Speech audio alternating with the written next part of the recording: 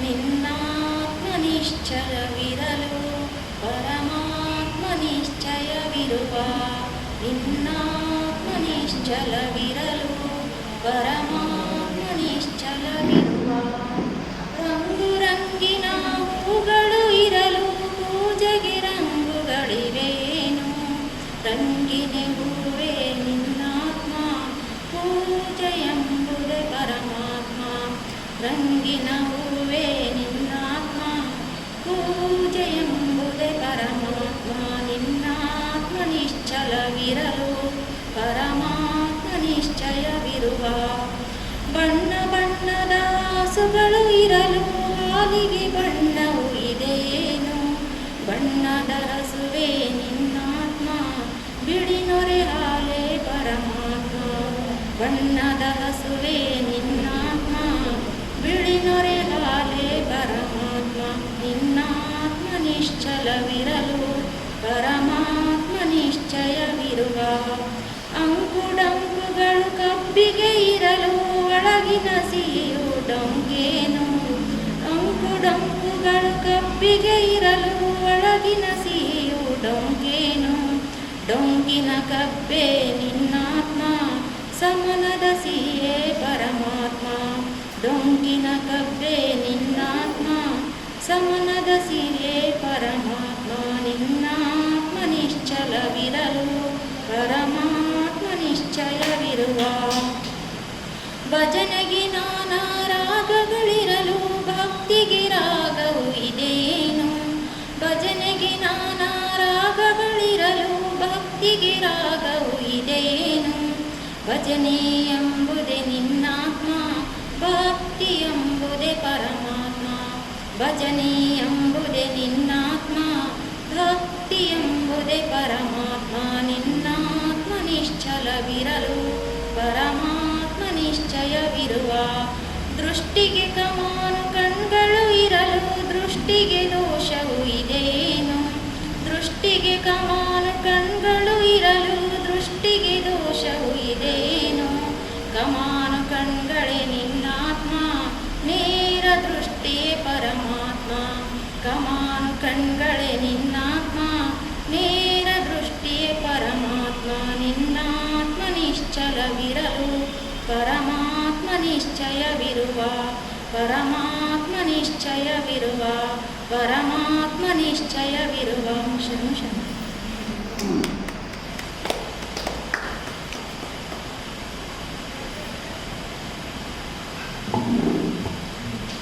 ಓಂ ಶ್ರೀ ಗುರು ಬಸವಲಿಂಗಾಯ ನಮಃ. ವಿಶ್ವಗುರು ಬಸವೇಶ್ವರ ಟ್ರಸ್ಟಿನ ಎಲ್ಲ ಸದಸ್ಯರ ಸಮ್ಮುಖದಲ್ಲಿ 2016ರಿಂದ ಅಂದರೆ ಪ್ರವಚನ ಸೇವಾ ಸಮಿತಿಯ ಮುಖಾಂತರ ನಾವು ನೀವೆಲ್ಲರೂ ಕೂಡ ಪ್ರತಿ ವರ್ಷವೂ ಕೂಡ ಬಸವ ಜಯಂತಿಯ ಪ್ರಯುಕ್ತವಾಗಿ 15 ಅಥವಾ 20 ದಿವಸಗಳ ಕಾಲ ಪಬ್ಲಿಕ್ ಗ್ರೌಂಡ್ನಲ್ಲಿ ನಾವು ಪ್ರವಚನವನ್ನು ಏರ್ಪಾಡು ಮಾಡ್ತಿದ್ವಿ. 1ನೇ ಸರಿ ಬಂದಿರೋದೇ ಬಸವಾನಂದ ಸ್ವಾಮೀಜಿಯವರು, 2ನೇ ಸರಿ ಬಂದಿರೋದೇ ಅಕ್ಕ ಅನ್ನಪೂರ್ಣ ತಾಯಿಯವರು. ಸುಮಾರು 20 ದಿನಗಳ ಕಾಲ ಈ ನಾಡಿನಲ್ಲಿ ಈ ಕ್ಷೇತ್ರದಲ್ಲಿ ತಮ್ಮ ಅಮೋಘವಾಗಿರ್ತಕ್ಕಂಥ ಆ ವಾಕ್ಚಾತುರ್ಯದ ಮುಖಾಂತರ ವಚನ ಸಾಹಿತ್ಯದ ವಚನ ಸಾಹಿತ್ಯವನ್ನು ಹಾಗೂ ಬಸವಣ್ಣನವರ ವಿಚಾರಗಳನ್ನು, ಲಿಂಗಾಯತ ತತ್ವದ ವಿಚಾರಗಳನ್ನು ನಮ್ಮೆಲ್ಲರಿಗೂ ಕೂಡ ಸುಮಾರು 20 ದಿವಸಗಳ ಕಾಲ ನಿರಂತರವಾಗಿ ಆ ಜ್ಞಾನೋತ್ಸವವನ್ನು ಮಾಡಿದ್ದು ನಿಮಗೆ ಎಲ್ಲರಿಗೂ ಕೂಡ ಸೌಭಾಗ್ಯ ಅಂತ ನಾನು ಪರಿಭಾವಿಸ್ತಾ ಇದ್ದೇನೆ. ಸುಮಾರು 61 ವರ್ಷಗಳ ಕಾಲ ತಮ್ಮ ಇಹ ಬದುಕನ್ನು ಭಾಳ ಸುಂದರವಾಗಿ ಮತ್ತು ಸಮಾಜಮುಖವಾಗಿರ್ತಕ್ಕಂಥ ಕಾರ್ಯಗಳನ್ನು ತಮ್ಮ ಜೀವನೋದ್ದಕ್ಕೂ ಕೂಡ ಮಾಡ್ತಾ ಬಂದ್ದಾರೆ. ಅದು ವಚನ ವಿಜಯೋತ್ಸವದ ಮುಖಾಂತರ ಮತ್ತು ವಚನಗಳ ಕಮ್ಮಟಗಳ ಮುಖಾಂತರ ಮತ್ತು ಸಣ್ಣ ಸಣ್ಣ ಮಕ್ಕಳಿಗೂ ಕೂಡ ಆ ತರಬೇತಿ ಕೊಡೋದ್ರ ಮುಖಾಂತರ ಆ ವಚನ ಸಾಹಿತ್ಯವನ್ನು, ಆ ಲಿಂಗಾಂಗ ಸಾಮರಸ್ಯವನ್ನು, ಆ ಲಿಂಗತತ್ವದ ವಿಚಾರಗಳನ್ನು ಇಡೀ ನಾಡಿಗೆ ಅವರು ತಮ್ಮ ವಚನಗಳ ಮುಖಾಂತರ, ತಮ್ಮ ವಾಕ್ಚಾತುರ್ಯದ ಮುಖಾಂತರ ಈ ವಿಷಯಗಳನ್ನು ಪ್ರಸ್ತಾಪವನ್ನು ಮಾಡ್ತಾ ಬಂದಿದೆ.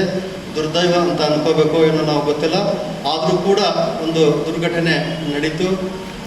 2-3 ದಿನಗಳ ಹಿಂದೆ ಆ ಪರವಸ್ತು ಆ ಮೂಲ ಚೈತ್ಯ ಏನಿದೆ ಅದು ತನಗೆ ಬೇಕೆಂದು ಎತ್ತಿಕೊಂಡ ಅನ್ನೋದನ್ನು ಅಪ್ಪ ಬಸವಣ್ಣನವರು ಈ ಈ ಕಾರಣ ಶರೀರ ಏನಿತ್ತಲ್ಲ, ಈ ಶರೀರವನ್ನು ನಮ್ಮ ನಿಮಗೆ ಕಾಣಲಾರ್ದಂಗೆ ಆ ಪರಸ್ಪರ ಪರವಸ್ತು ಮಾಡ್ಕೊಂಡನ. ಈಗ ನಮಗೇನಪ್ಪ ಅಂದರೆ ನೆನಹೇ ಜೀವನ ಆಗೈತಿ. ಹಾಗಾಗಿ ನೆನವಿನ ಮುಖಾಂತರ ಅವರು ಮಾಡ್ತಕ್ಕಂಥ ಕಾರ್ಯಗಳನ್ನು ಮತ್ತು ಅವರು ಮಾಡ್ತಕ್ಕಂಥ ಆ ವಚನಗಳ ಮುಖಾಂತರ ಲಿಂಗ ತತ್ವವನ್ನು, ಲಿಂಗ ಆಚಾರವನ್ನು ನಾವು ನೀವು ಕೂಡ ಮುಂದುವರಿಸೋಣ. ಅವ್ರು ಹಾಕಿಕೊಟ್ಟ ಮಾರ್ಗ, ಹಾಕಿಕೊಟ್ಟಿದ್ದ ದಾರಿಯಲ್ಲಿ ನಾವು ನೀವು ಕೂಡ ಮುನ್ನಡೆಯೋಣ ಅಂತ ಭಾವಿಸುತ್ತಾ ಅವರ ವಿಚಾರವಾಗಿ ಅವರ ವಿಚಾರವಾಗಿ ಒಂದು 5-10 ನಿಮಿಷಗಳ ಕಾಲ ನಮ್ಮ ಹಿರಿಯ ಶರಣರಾದ ಸಂಗಮೇಶ್ ಕಲ್ಲಪ್ಪವರು ಆ ಅಕ್ಕನವರ ಆ ವಿಚಾರವನ್ನು, ಅಕ್ಕನವರ ಬಂದಿರತಕ್ಕಂಥ ಹಾದಿಯನ್ನು, ಅವರು ತುಳಿತಕ್ಕಂಥ ನಡೆಯನ್ನು, ಅವರು ಮಾಡತಕ್ಕಂಥ ಪ್ರವಚನವನ್ನು ಕೆಲವು ಮಲುಕುಗಳ ಮುಖಾಂತರ, ಅವರ ಮಾತಿನ ಮುಖಾಂತರ ನಾವು ನೀವು ಕೂಡ ಆಲಿಸೋಣ ಅಂತ ತಮ್ಮೆಲ್ಲರಿಗೂ ಕೂಡ ತಿಳಿಸುತ್ತಾ ಎಲ್ಲರಿಗೂ ಕೂಡ ಶರಣಾರ್ಥಿಗಳು. ಬಸವನ ಮೂರ್ತಿಯೇ ಧ್ಯಾನಕ್ಕೆ ಮೂಲ, ಬಸವನ ಕೀರ್ತಿಯೇ ಜ್ಞಾನಕ್ಕೆ ಮೂಲ, ಬಸವ ಎಂಬುದೇ ಭಕ್ತಿ ಗಾನ ಕಪಿಲ ಸುತ್ತಮಲ್ಲಿಕಾಗ್ತದೆ. ಬಸವಾದಿ ಶರಣರನ್ನು, ಜಗತ್ತಿನ ಎಲ್ಲ ದಾರ್ಶನಿಕರನ್ನು ಸ್ಮರಿಸಿಕೊಡ್ತಾ ಈ ಒಂದು ಅಧ್ಯಯನ ಮತ್ತು ಅನುಸಂಧಾನ ಕಾರ್ಯಕ್ರಮದ ಪ್ರತಿ ವಾರ ನಡೆಯುವಂಥ ಈ ಒಂದು ಕಾರ್ಯಕ್ರಮದಲ್ಲಿ ಭಾಗವಹಿಸಿರುವಂಥ ಎಲ್ಲ ನನ್ನ ಶರಣ ತಂದೆ ತಾಯಿಗಳ ಅಂತರಾತ್ಮಕ್ಕೆ ಶರಣಾರ್ಥಿ. ಜಗತ್ತಿನ ಸಂಪತ್ತು ಮಾನವನ ವ್ಯಕ್ತಿತ್ವದಲ್ಲಿ ಅಡಗಿದೆ ಅಂತ. ಮಾನವನ ವ್ಯಕ್ತಿತ್ವದಲ್ಲಿ ಇಡೀ ಜಗತ್ತಿನ ಸಂಪತ್ತು ಅಡಗಿದೆ ಅನ್ನುವಂಥದ್ದು ಒಂದು ಧ್ಯೇಯವಾಕ್ಯ ಇದೆ. ಇವತ್ತು ಆ ಜಗತ್ತಿನ ಸಂಪತ್ತನ್ನೇ ತಮ್ಮಲ್ಲಿ ಅಡಗಿಸಿಕೊಂಡಿದ್ದಂತಹ, ಕೇವಲ ಆ ಸಂಪತ್ತನ್ನು ತಮ್ಮಲ್ಲಿ ಅಷ್ಟೇ ಇಟ್ಟುಕೊಳ್ಳಾರದೆ ಇಡೀ ನಾಡಿಗೆ, ರಾಜ್ಯದಲ್ಲಿ, ಪರರಾಜ್ಯಗಳಲ್ಲಿ, ವಿದೇಶಗಳಲ್ಲೂ ಕೂಡ ಆ ಬಸವ ತತ್ವವನ್ನು ಬಿತ್ತಿ ಬೆಳೆಸಿ ಪ್ರಸಾರ ಮಾಡಿದಂತಹ ಒಂದು ಅಮೂಲ್ಯವಾದಂಥ, ಅಮೋಘವಾದಂಥ ತಾಯಿ ಯಾರಪ್ಪ ಅಂತಂದರೆ ಅವರು ಅಕ್ಕ ಅನ್ನಪೂರ್ಣ ಮಾತಾಜಿಯವರು. ಬಯಲನೆ ಬಿತ್ತಿ, ಬಯಲನೆ ಬೆಳೆದು, ಬಯಲ ಜೀವನ, ಬಯಲ ಭಾವನೆ, ಬಯಲಾಗಿತ್ತಯ್ಯ ನಿಮ್ಮ ಪೂಜಿಸಿದವರು ಮುನ್ನವೇ ಬಯಲಾದರು. ನಾನಿನ್ನ ನಂಬಿ ಬಯಲಾದೆ ಗುಹೇಶ್ವರ. ಬಹುಶಃ ಈ ಒಂದು ಸಂದರ್ಭಕ್ಕೆ, ಅದರಲ್ಲೂ ವಿಶೇಷವಾಗಿ ಅನ್ನಪೂರ್ಣಕ್ಕನವರಂಥವರು, ಮಾತಾಜಿ ಅಂಥವರ ವ್ಯಕ್ತಿತ್ವದವರಿಗೆ, ಮಹಾಪುರುಷರಿಗೆ, ತಾಯಂದಿರಿಗೆ ಇದು ಬಹಳ ಹೊಂದುವಂತಹ ವಚನ. ಅವರು ಬಂಡೆಪ್ಪ ಮತ್ತು ಸುಗಮ್ಮನವರು ಅನ್ನುವಂತಹ ಪುಣ್ಯ, ಒಳ್ಳೆಯ ಭಕ್ತಿ ಪ್ರಧಾನ ದಂಪತಿಗಳು. ಅವರ ಪುಣ್ಯ ಉದರದಲ್ಲಿ 1/1/1963 ಅವರು ಜನಿಸ್ತಾರೆ. ಅವರ ಊರು ಹಾರೂರುಗೇರಿ. ಅವರು MA B.Ed ಓದಿ LLBನೂ ಕೂಡ ಮಾಡಿದ್ದಾರೆ. ಸಾಮಾನ್ಯವಾಗಿ ಡಿಗ್ರಿಗಳನ್ನು ಬೇರೆ ಬೇರೆ ಡಿಗ್ರಿ ಮಾಡ್ತೀವಿ, ಜೊತೆ ಕಾನೂನು ಡಿಗ್ರಿಯನ್ನು ಮಾಡೋದು ಭಾಳ ಅಪರೂಪ. ಅದರಲ್ಲೂ ಕಾನೂನು ಡಿಗ್ರಿ ಮಾಡಿ ಒಬ್ಬ ಬಸವ ತತ್ವ ಪ್ರಸಾರಕರಾಗಿ ಬಸವ ಅನುಯಾಯಿಗಳಾದ್ರಲ್ಲ, ಅದು ನಮ್ಮ ಒಳ್ಳೆಯ ಹೆಮ್ಮೆಯ ಸಂಗತಿ ಅಂತೇಳಿ ನಾನು ಭಾವಿಸ್ತೇನೆ. ಅವರು ಬೀದರ್ನ ಚಿದಂಬರ ಆಶ್ರಮದಲ್ಲಿ ಶಿಕ್ಷಕಿಯಾಗಿ ತಮ್ಮ ವೃತ್ತಿಯನ್ನು ಪ್ರಾರಂಭ ಮಾಡಿದರು. ಆ ಚಿದಂಬರ ಆಶ್ರಮಕ್ಕೆ ಅನೇಕ ಸಾಧುಗಳು, ಸನ್ಯಾಸಿಗಳು, ಯೋಗಿಗಳು, ತುಂಬ ಜನರು ಆ ಆಶ್ರಮಕ್ಕೆ ಬರ್ತಾಯಿದ್ರು. ಅವರೆಲ್ಲರ ಸಂಪರ್ಕ, ಅವರೆಲ್ಲರನ್ನ ನೋಡಿ ಅವಾಗ ಮಾತಾಜಿಯವರಿಗೆ, ಅನ್ನಪೂರ್ಣಮ್ಮ ಅಕ್ಕೋರಿಗೆ ಆಧ್ಯಾತ್ಮಿಕ ಒಲವು ಹೆಚ್ಚಾಗುತ್ತೆ. ಆಧ್ಯಾತ್ಮಿಕದ ಕಡೆ ತುಂಬ ಒಲವು ಹೆಚ್ಚಾಗುತ್ತೆ. ಆಗ ಒಳ್ಳೆಯ ಒಂದು ಪರಿಪಕ್ವವಾದಂಥ ಸಮಯದಲ್ಲಿ ಬಾಲಿಕಿಯ ಚನ್ನಬಸವ ಪಟ್ಟ ದೇವರು ಅವರಿಗೆ ಇಷ್ಟಲಿಂಗ ದೀಕ್ಷೆಯನ್ನು ಕರುಣಿಸ್ತಾರೆ. ಅದು ಅವರ ಜೀವನದ ಹಂತ ಮತ್ತು ವೃತ್ತಿ ಆಮೇಲೆ ಪೂರ್ವಾಶ್ರಮದ ಎಲ್ಲವನ್ನು ಬಿಡುಗಡೆ ಮಾಡಿ ಆಧ್ಯಾತ್ಮಿಕ ಒಂದು ಕ್ಷೇತ್ರದಲ್ಲಿ ಪ್ರವೇಶ ಮಾಡಲಿಕ್ಕೆ ನಮ್ಮ ಬಾಲಿಕೆಯ ಚನ್ನಬಸವ ದೇವರು ದೀಕ್ಷೆಯನ್ನು ನೀಡಿ ಅವರಿಗೆ ಅಣಿಗೊಳಿಸಿದರು. ಅವರು ಮುಂದೆ ಅವರು ಕೇವಲ ಒಂದು ವ್ಯಕ್ತಿಯಾಗಿ ಬೆಳೆಯಲಿಲ್ಲ, ಅವರೊಂದು ಅದ್ಭುತವಾದಂಥ ಶಕ್ತಿಯಾಗಿ ಪರಿವರ್ತನೆ ಆದರು. ಏನಪ್ಪ ಏನು ಮಾಡಿದ್ರು ಅವ್ರ ಕೆಲಸಗಳನ್ನ, ಏನೇನು ಮಾಡಿದ್ರು? ಭಾಳ ಸರಳವಾದ, ಅವ್ರು ಮಾಡಿದ್ದೆಲ್ಲ ಕೆಲಸಗಳು ಸರಳ, ಆದರೆ ಪರಿಣಾಮ ಬಹಳ ದೊಡ್ಡದು.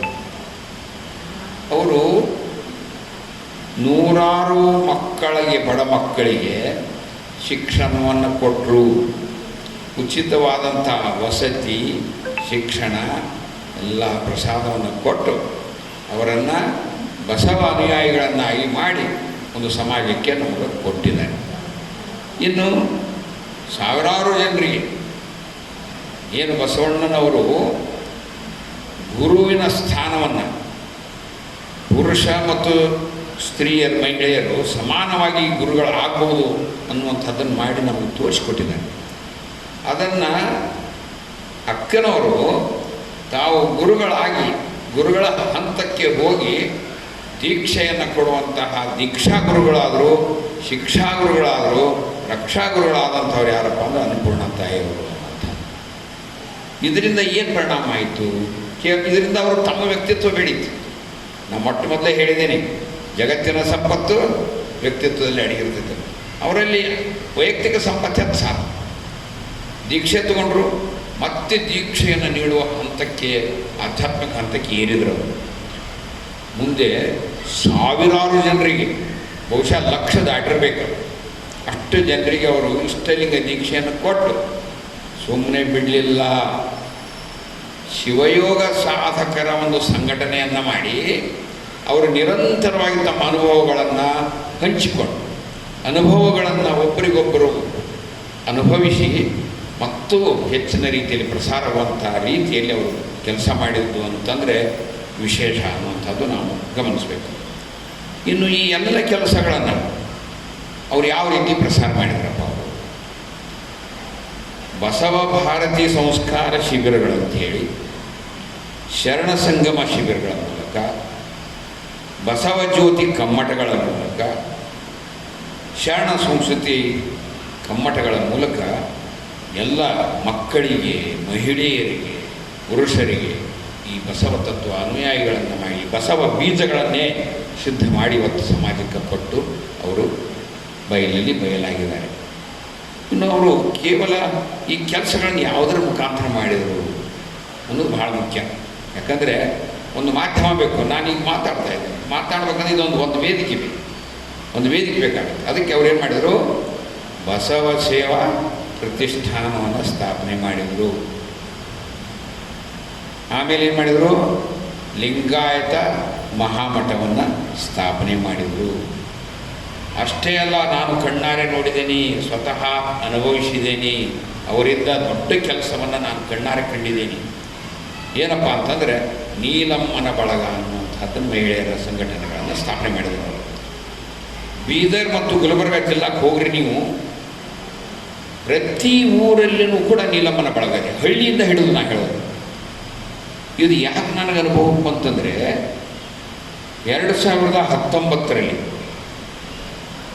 150ನೇ ಮಹಾತ್ಮ ಗಾಂಧೀಜಿಯವರ ಜಯಂತಿ ಆಚರಣೆ ಇಡೀ ದೇಶಾದ್ಯಂತ 1 ವರ್ಷದವರೆಗೆ ನಡೀತು. ಆವಾಗ ನನ್ನ ಅತ್ಯಂತ ಆರಾಧ್ಯ ದೈವನೂ ಹೌದು, ತಾಯಿ ಸ್ವರೂಪನೂ ಹೌದವರು, ನನಗೆ ಒಳ್ಳೆಯ ಮಾರ್ಗದರ್ಶನ ನೀಡಿದವರು ಹೌದು, ಮಹಾತ್ಮ ಗಾಂಧೀಜಿ ಮತ್ತು ವಿನೋಬಾ ಭಾವೆ ಅವರ ಅನುಯಾಯಿಗಳಾದಂಥ, ಕರ್ನಾಟಕದವರೇ ಆದಂಥ 94 ವರ್ಷದ ಸ್ವಾತಂತ್ರ್ಯ ಹೋರಾಟಗಾರರಂಥ ಚೆನ್ನಮ್ಮ ಅಳ್ಳಿಕೇರಿಯವರು ಈ ಬಸವ ಸೇವಾ ಪ್ರತಿಷ್ಠಾನದ ಒಂದು ಅವಿಭಾಜ್ಯ ಅಂಗವಾಗಿದ್ದರು. ಅವರೇನು ಮಾಡಿದರು ಅಂದರೆ 2019ರಲ್ಲಿ ಮಹಾತ್ಮ ಗಾಂಧೀಜಿಯವರು 150ನೇ ಜಯಂತಿ ಆಚರಣೆ ನಿಮಿತ್ತ 150 ಕಾರ್ಯಕ್ರಮಗಳನ್ನು ಮಾಡಬೇಕು ಅಂತ ಸಂಕಲ್ಪ ಮಾಡಿಕೊಂಡ್ರು. ನನ್ನ ಮುಂದೂ ಹಂಚಿಕೊಂಡ್ರು. ನಾನು 42 ಕಾರ್ಯಕ್ರಮಗಳನ್ನ ಮಾಡಿದ್ದೇನೆ. ನನಗೆ ಗೊತ್ತೇ ಇಲ್ಲ. ಬೇರೆ ಬೇರೆ ಕಡೆ ಎಲ್ಲ ಎಲ್ಲೇನು ಮಾಡಿದ್ರು ಒಂದು ಮಾಹಿತಿ ಕೊಟ್ಟರು. ನಾನು ಮಾಡಿದ ಕೆಲಸ ಏನಂದರೆ ಒಟ್ಟು 150 ಮಾಡ್ಬೇಕಂದ್ರೆ 173 ಕಾರ್ಯಕ್ರಮಗಳಾದವು. ಅವೆಲ್ಲ 173 ಕಾರ್ಯಕ್ರಮಗಳ ಮಾಹಿತಿಯನ್ನು ತರಿಸ್ಕೊಂಡು, ಫೋಟೋಗಳನ್ನು ತರಿಸ್ಕೊಂಡು ಒಂದು ಬುಕ್ಲೆಟ್ ಮಾಡಿ ಇಡೀ ಭಾರತದಾದ್ಯಂತ ಗಾಂಧೀಜಿ ಮತ್ತು ವಿನೋಬ ಭಾವೆ ಅನುಯಾಯಿಗಳಿಗೆ ಕಳಿಸ್ಕೊಟ್ರು ಅಮ್ಮವರು. ಅದರಲ್ಲಿ ಅಕ್ಕ ಅನ್ನಪೂರ್ಣ ತಾಯಿಯವರು ಎಷ್ಟು ಕಾರ್ಯಕ್ರಮ ಮಾಡಿದಾರೆ ಅಂತ ಗೊತ್ತಾ ನಿಮ್ಗೆ? 74 ಕಾರ್ಯಕ್ರಮಗಳು ಮಾಡಿ. 74 ಏನು ಸಣ್ಣ ಕಾರ್ಯಕ್ರಮ. ಅದು ಏನು ಗೊತ್ತಾ? ಒಂದು ಸರಳ ಸಂದೇಶ ಕೊಟ್ಟರು ಅವರು. ಯಾರಿಗೆ? ನೀಲಮ್ಮನ ಬಳಗದವರಿಗೆ. 150ನೇ ಮಹಾತ್ಮ ಗಾಂಧಿ ಜಯಂತಿ ಆಚರಣೆ ಮಾಡಿರಿ. ಬಸವ ತತ್ವ, ಗಾಂಧಿ ತತ್ವಗಳು, ಬುದ್ಧ, ಅಂಬೇಡ್ಕರ್ ತತ್ವಗಳು ಬಹಳ ಅಂತರ ಇಲ್ಲ. ಅದಕ್ಕೆ ನೀವು ಎಲ್ಲರೂ ಮಾಡಿರಿ ಅಂತ ಹೇಳಿದರೆ 74 ಕಡೆ ನೀಲಮ್ಮನ ಬಳಗದವರು ಈ ಮಹಾತ್ಮ ಗಾಂಧಿ ಜಯಂತಿ ಮಾಡಿಕೊಡಲಿಕ್ಕೆ ಮೂಲ ಕಾರಣಕರ್ತರು ಯಾರಪ್ಪ ಅಂದ್ರೆ ಅಕ್ಕ ಅನ್ನಪೂರ್ಣ ತಾಯಿ. ಕೇವಲ ಒಂದು ಸಂದೇಶದ ಬರೀ ಒಂದು ಸಣ್ಣ ಒಂದು ಸಂದೇಶ ನೀಡಿಬಿಟ್ರೆ 74 ಕಡೆ ಕಾರ್ಯಕ್ರಮ, ಎಲ್ಲ ಕಾರ್ಯಕ್ರಮದ ಫೋಟೋ ಇದೆ, ನೋಡಿಬಿಟ್ರೆ ಅದ್ಭುತ ಆನಂದ ಆಗುತ್ತೆ. ಈ ರೀತಿ ಅಂದ್ರೆ ಅದರ ಹಿಂದೆ ಎಷ್ಟು ವರ್ಷ ಶ್ರಮ ಪಟ್ಟಿರ್ಬೇಕು.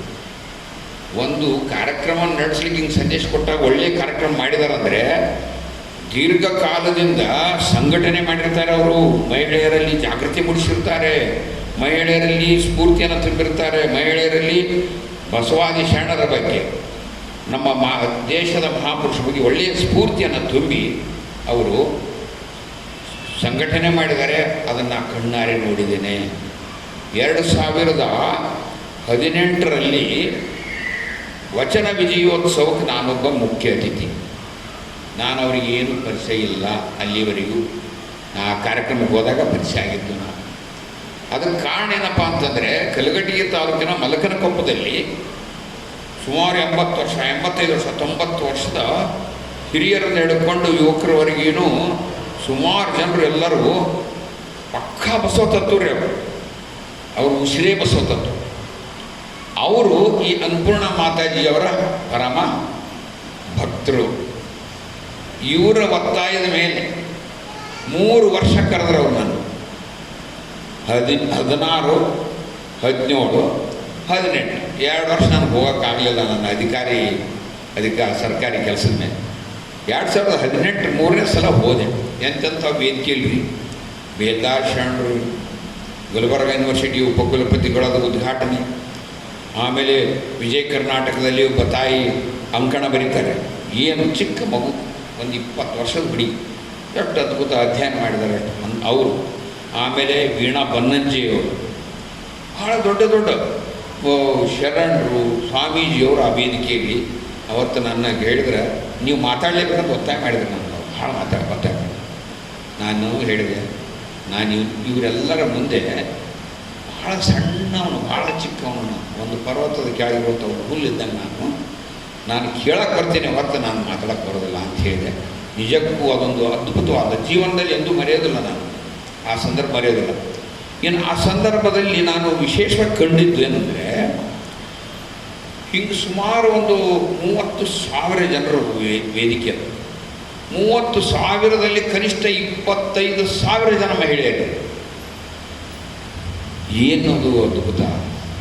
ಆ ಮಹಿಳೆಯರು ಸೇವಾ ಮಾಡೋದು, ಅಲ್ಲಿ ಪುರುಷರು ಬಂದವ್ರನ್ನ ಹಿಡ್ಕೊಂಡು ಎಲ್ಲರೂ ಎಲ್ಲ ಕೆಲಸಗಳು, ಯಾರಿಗೂ ಏನು ಕೆಲಸ ಹೇಳ್ತಿದ್ದರು.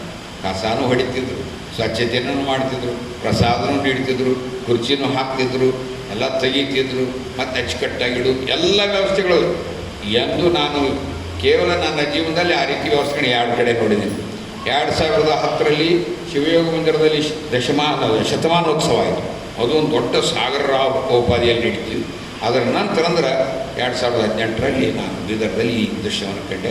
ಅಂದರೆ ಮಾತಾಜಿಯ ಶ್ರಮ, ಮಾತಾಜಿಯ ಪ್ರಭಾವ, ಮಾತಾಜಿಯ ಕಾರ್ಯಪಟುತ್ವ ಅವೆಲ್ಲವೂ ಎಷ್ಟು ದೊಡ್ಡ ಪರಿಣಾಮ ಆಗಿದ್ದು ಅನ್ನೋದಕ್ಕೆ ಅದೊಂದು ಸಾಕ್ಷಿಯಾಗಿತ್ತು. ಅಷ್ಟು ದೊಡ್ಡ ಪ್ರಮಾಣದಲ್ಲಿ ಮಹಿಳೆಯರನ್ನು ಸಂಘಟನೆ ಮಾಡಿದವರಲ್ಲಿ ಅವರು ಮೊಟ್ಟ ಮೊದಲಿಗರು ಅನ್ನೋಂತೇಳಿ ನಾನು ಹೆಮ್ಮೆಯಿಂದ ಹೇಳ್ಕೊಳ್ಳಿಕ್ಕೆ ಇಷ್ಟಪಡ್ತೇನೆ. ಇನ್ನೊಂದು ವಿಶೇಷ ಐತಿ, ಅವರು ಅಷ್ಟು ಸಮರ್ಥವಾಗಿ ಬೆಳಿಬೇಕಾದ್ರೆ ಕಾಣ್ರೆ ಯಾರಪ್ಪ? ನೀವು ಯಾರು ನಮ್ಮ ಕರ್ನಾಟಕದಲ್ಲಿ ನಾನು ಇದೊಂದು ಎಲ್ಲೋ ಓದಲ್ಲೇನೋ ಇದೇ ಕಾಣ್ತೈತಿ. ಯಾರ ಭಕ್ತರ ಇರಲಿ, ಸ್ವಾಮಿಗಳರ ಇರಲಿ, ಸಾಹಿತಿಗಳಿರಲಿ, ಯಾರು ಎಲ್ಲ ಕೇಳ್ತಾ ಮಾತಾಡ್ತಾ ಹೋಗ್ಬಿಟ್ರೆ ಅವ್ರು ಯಾರ ಅನುಯಾಯಿಗಳು, ಯಾರು ಭಕ್ತರಾಗಿರ್ತಾರಂತಂದರೆ ಲಿಂಗಾನಂದ ಅಪ್ಪುಗಳವರು ಮಾದೇವ್ರ ಭಕ್ತರನ್ನ ಆಗಿರ್ತಾರೆ. ಅದೇ ರೀತಿ ಅಕ್ಕ ಅನ್ನಪೂರ್ಣ ತಾಯಿಯವರು ಕೂಡ ಇವರಿಬ್ಬರ ಪ್ರಭಾವದಿಂದಲೇ ಇವತ್ತು ಇಷ್ಟು ಪ್ರಕಾಶಮಾನವಾಗಿ ಬೆಳಗಿದ್ದಾರೆ ಅನ್ನುವಂಥದ್ದು ಬಹಳ ಆನಂದದ ಸಂಗತಿ ನಮಗೆ. ಇನ್ನು ಅವರು ಕೇವಲ ಸಾಧಕರಾಗಲಿಲ್ಲ, ಬರೀ ಶಿವಯೋಗ ಮಾಡಲಿಲ್ಲ, ಬರೀ ಸಂಘಟನೆ ಮಾಡಲಿಲ್ಲ. ಏನು ಮಾಡಿದರು? ಜ್ಞಾನದಾಸೋಹವನ್ನು ಮಾಡಿದರು. ಜ್ಞಾನದಾಸೋಹ 40ಕ್ಕೂ ಹೆಚ್ಚು ಅಮೂಲ್ಯವಾದಂಥ ಗ್ರಂಥಗಳು ಅನ್ನ ಬಸವ ಸಂಪದ ಪ್ರಕಾಶನ ಅನ್ನುವಂಥ ಹೆಸರಿನಲ್ಲಿ ನಮ್ಮ ಬಸವ ಸೇವಾ ಪ್ರತಿಷ್ಠಾನದ ಒಂದು ಪ್ರಕಾಶನದ ವಿಭಾಗ. ಬಸವ ಸಂಪದ ಪ್ರಕಾಶನದಿಂದ 40ಕ್ಕೂ ಹೆಚ್ಚು ಪುಸ್ತಕಗಳನ್ನು, ಚಿಕ್ಕ ಚಿಕ್ಕ ಗ್ರಂಥಗಳು, 100ಕ್ಕೂ ಹೆಚ್ಚು ಚಿಕ್ಕ ಚಿಕ್ಕ ಗ್ರಂಥಗಳನ್ನು ಪ್ರಸಾರ ಮಾಡಿದರು. ಬಹುಶಃ ನನಗೆ ಗೊತ್ತಿದ್ದ ಮಟ್ಟಿಗೆ ಲಿಂಗಾಯತ ಧರ್ಮಗ್ರಂಥವನ್ನು ಬರೆದವರಲ್ಲಿ ಅವರು ಅವರ ಲಿಂಗಾಯತ ಧರ್ಮಗ್ರಂಥವನ್ನು ತಮ್ಮಲ್ಲಿ ಇರಬಹುದು, ನೋಡಿರಬಹುದು. ಆ ಒಂದು ಧರ್ಮಗ್ರಂಥದ ಕಲ್ಪನೆಯನ್ನು ಮಾದೇವಿಯವರು ಲಿಂಗಾನಂದ ಸ್ವಾಮಿಗಳು ಮಾಡಿದರು. ಅವರು ಬರೆದಿದ್ದಾರೆ ಅಂತ ಕೇಳಿದ್ದೀನಿ, ಇನ್ನೂ ನನಗೆ ಸರಿಯಾದ ಮಾಹಿತಿ ಸಿಕ್ಕಿಲ್ಲ. ಆದರೆ ಇವತ್ತು ನಮ್ಮ ಕೈಗೆ ಸಿಕ್ಕಂಥ ಲಿಂಗಾಯತ ಧರ್ಮಗ್ರಂಥ ಅಂತಂದ್ರೆ ಅದು ಅಕ್ಕ ಅನ್ನಪೂರ್ಣ ತಾಯಿಯವರು ನಮಗೆ ಸಿಕ್ಕಿದೆ ಅನ್ನುವಂಥದ್ದನ್ನು ಇಲ್ಲಿ ನಾನು ಸ್ಮರಿಸಲಿಕ್ಕೆ ಇಷ್ಟಪಡ್ತೇನೆ. ಇನ್ನು ಅಲ್ಪ ಕಾಲದಲ್ಲಿ ಅವರು 63 ವರ್ಷ, ಎಷ್ಟು ಕ್ಷಮಿಸಬೇಕು, 63ರಲ್ಲಿ ಹುಟ್ಟಿದ್ದಾರೆ. 61 ವರ್ಷ.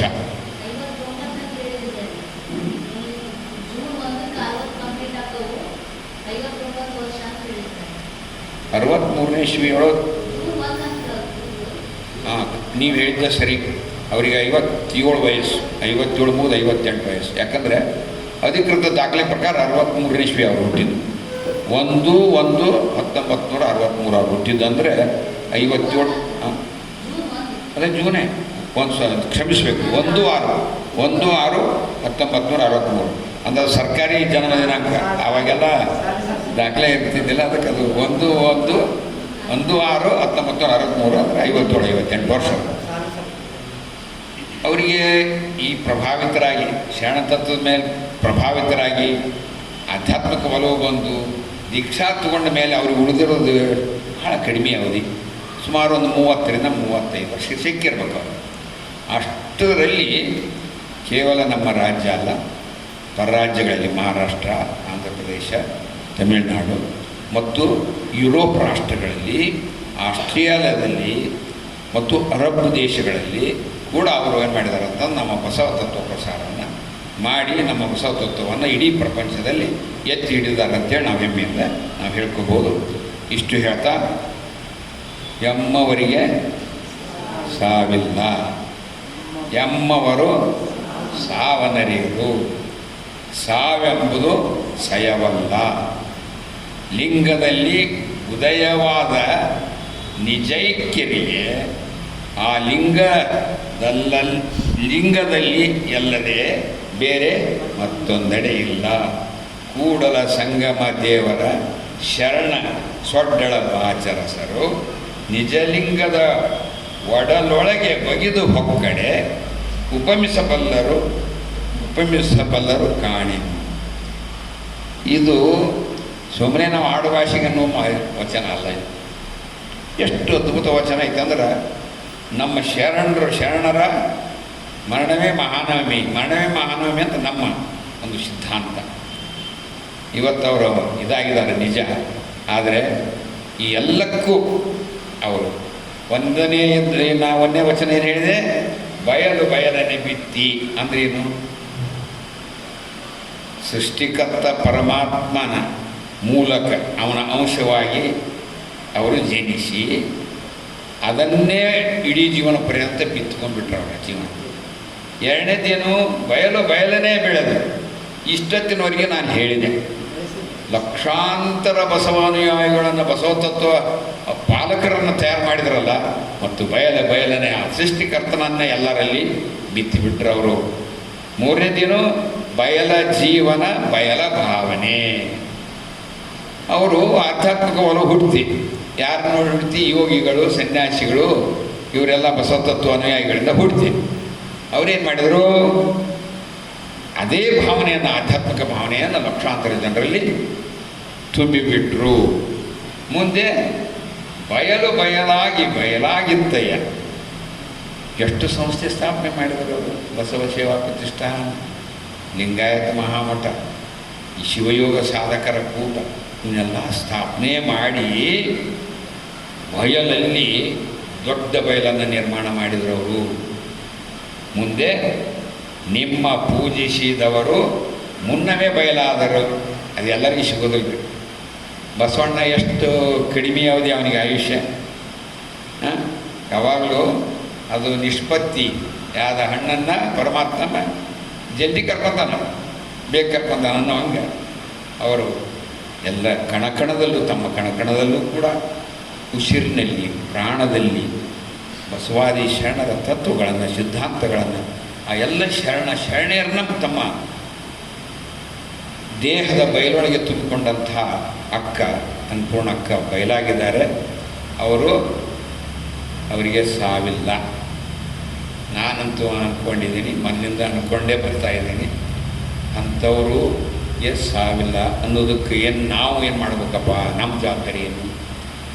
ಅವರು ಮಾಡಿ ಹೋದ ಕೆಲಸವನ್ನು, ಬಸವ ತತ್ವ ಪ್ರಸಾರ ಕೆಲಸವನ್ನು, ಬಸವ ತತ್ವ ಶಿವಯೋಗವನ್ನು ನಾವು ಅನುಕರಣೆ ಮಾಡೋದು, ನಿಷ್ಠೆದ ಅನುಕರಣೆ ಮಾಡುವ ಮೂಲಕ, ಅದನ್ನೇ ಪ್ರಸಾರ ಮಾಡುವ ಮೂಲಕ ನಾವು ಕೆಲಸ ಮಾಡಿದರೆ ಆ ಅಮ್ಮನನ್ನು ಮಾಡಿದಂಥ ಕೆಲಸವನ್ನು ನಿಶ್ಚಿತವಾಗಿಯೂ ಆ ಪರಮಾತ್ಮನಿಗೆ ಮುಟ್ಟುವ ರೀತಿಯಲ್ಲಿ ನಾವು ಇರಬಹುದು ಅನ್ನುವಂಥ ಮಾತನ್ನು ಹೇಳ್ತಾ, ಈ ಒಂದು ಭಾಗ್ಯವನ್ನು ಕರುಣಿಸಿದಂಥ ತಮ್ಮೆಲ್ಲರಿಗೂ ಮತ್ತು ಅಕ್ಕ ಅನ್ನಪೂರ್ಣ ತಾಯಿಯವರು, ನಮಗೂ ಮತ್ತು ಮಾನವನಾಗಿ ಈ ಪ್ರಾಪಂಚಿಕದಿಂದ ನನಗೂ ದುಃಖ ಆಗುತ್ತೆ ಅವ್ರ. ಯಾಕಂದ್ರೆ ಭಾಳ ಸರಳರು. ಇನ್ನೊಂದು ಎಷ್ಟು ನೆನಪಿನ ಶಕ್ತಿ ಅಂದರೆ 2018ರಾಗ ನಾನು ಭೇಟಿಯಾಗಿದ್ದು, ಕೇವಲ ಅದು ದೊಡ್ಡ ಕಾರ್ಯಕ್ರಮದಲ್ಲಿ ಭೇಟಿಯಾಗಿದ್ದು. ಮುಂದೆ 2019ರಲ್ಲಿ ಚನ್ನಮಳ್ಳಿಕೆರೆಯವರು ಉದ್ದೇಶಪೂರ್ವಕವಾಗಿ ನನ್ನನ್ನು ಕರೆಸಿಕೊಂಡಿದ್ದರು. ನಾನು ಸಾಮಾನ್ಯ ಒಬ್ಬ ಭಕ್ತನಾಗಿ ಇಲ್ಲಿ ಪಾಲ್ಗೊಂಡಿದ್ದೆ. ಆವಾಗ ಭೇಟಿಯಾಗಿದ್ದು ಇಷ್ಟೇ ಆಯ್ತು. ನಾನು ಭೇಟಿಯಾಗಿದ್ದು ಬಹುಶಃ ಒಂದು 2 ಸಾರಿ ಭೇಟಿಯಾಗಿದ್ದು, ಎಲ್ಲ ಸೇರಿ ಒಂದು ತಾಸು ಅವ್ರು ಕೂಡ ಕಾಲ ಕಳೆದಿದ್ದು. ಒಮ್ಮೆಲೆ 2000 ಇಲ್ಲಿ ಬಂದಿದ್ರಲ್ಲ, PhD ಡಾಕ್ಟ್ರೇಟ್ ಪದವಿ ಸಿಕ್ಕ ಬಂದಾಗ, ನಮ್ಮ ಮನೆಗೆ ಬಂದಾಗ ಅವ್ರ ಹೆಸರಿನಿಂದ ನನಗೆ ಕರೆದುಬಿಟ್ರು. ನಾನು ನಿಜಕ್ಕೂ ಭಾಳ ಆನಂದ ಆಯಿತು. ಎಷ್ಟು ನನ್ನ ಭಾವ ತುಂಬಿಡಿತು ಅಂದ್ರೆ, ಅಷ್ಟು ದಿನಗಳಾಗಿದೆ, ವರ್ಷ, ನನ್ನ ಹೆಸರುಗಳು ನೆನಪಿಟ್ಟಿದ್ದಾರೆ. ಆಮೇಲೆ ಅಮ್ಮ ಹೇಗಿದ್ದಾರೆ ಅಂತ ಕೇಳಿದ್ರು. ಅಮ್ಮ ಬಂದಿದ್ದಿಲ್ಲ, ಆದರೆ ಅವರು ಯಾರೇ ಬರಲಿ ಅವ್ರು ಮಾತನಾಡಿಸುವಂಥ ಪ್ರೀತಿ ಬಾಂಧವ್ಯ ಹೆಂಗಿರ್ತಿತ್ತಂದರೆ, ಹೆಣ್ಮಕ್ಳು ಹೋಗಲಿ ಅವ್ರ ಮನೆಯವ್ರನ್ನ ಮಕ್ಕಳನ್ನ ವಿಚಾರ ಕ್ಷೇಮ ಸಮಾಚಾರ ಕೇಳೋದು, ಗಂಡು ಮಕ್ಕಳು ಆಡ್ತಂದ್ರೆ ಅವರೇ ಧರ್ಮ ಪತ್ನಿಯವ್ರನ್ನ ಮಕ್ಕಳು ಕ್ಷೇಮ ಸಮಾಚಾರ ಕೇಳೋದು. ಇಂಥ ಒಂದು ಅದ್ಭುತವಾದಂಥ ಸರಳ ಒಂದು ಮಾನವೀಯ ಗುಣ ಇತ್ತಲ್ಲ, ಅದರಿಂದಾಗಿ ಅವರು ನಮ್ಗೆ ಇವತ್ತು ಭಾವನಾತ್ಮಕವಾಗಿ ಸಂಬಂಧ ಇದ್ದಾರೆ. ಅವ್ರು ಎಲ್ಲಿ ಹೋಗಿಲ್ಲ, ಅವರು ನಮ್ಮ ಜೊತೆಗೆ ಇದ್ದಾರೆ ಅನ್ನುವಂಥ ಭಾವನೆಯಿಂದ ಅವರು ಮಾಡಿದಂಥ ಕೆಲಸಗಳನ್ನು ನಾವು ಮುಂದಿನ ಪೀಳಿಗೆಗೆ ಮುಟ್ಟಿಸುವಂಥ ಕೆಲಸವನ್ನು ಪ್ರಾಮಾಣಿಕವಾಗಿ ಮಾಡೋಣ ಅಂತ ಹೇಳುತ್ತಾ ಎಲ್ಲರಿಗೂ ಶರಣಾರ್ಥಿ.